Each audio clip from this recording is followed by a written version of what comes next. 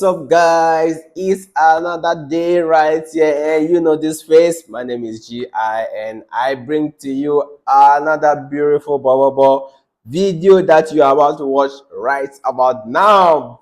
Yes, this particular video is from Soko de Bogame, a group called Kekeli Bobobo Group. They are located in Soko de Bogame, right here in the Volta region of Ghana. And Ghana is located in the western part of Africa. So if you are not in Africa, yes, I'll give you the location where this Bobo, where this kind of music originates from.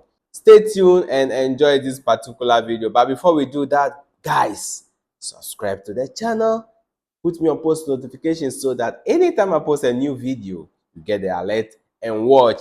Very soon we'll be zooming into the festival season. So yeah, there are more festival videos that will be coming up this year, and I'll try as much as possible to go to all the interesting festivals this year in the Volta region and bring them to your doorsteps, especially for those of you in the diaspora who will not be able to come down for your hometown festival. So stay tuned to this channel and share and recommend this channel to your other Africans or anyone that you know that would love to watch more of African festival. Stay tuned and enjoy this video from Kekeli Bobobo Group right here in Soko de Bogame in the Volta region of Ghana.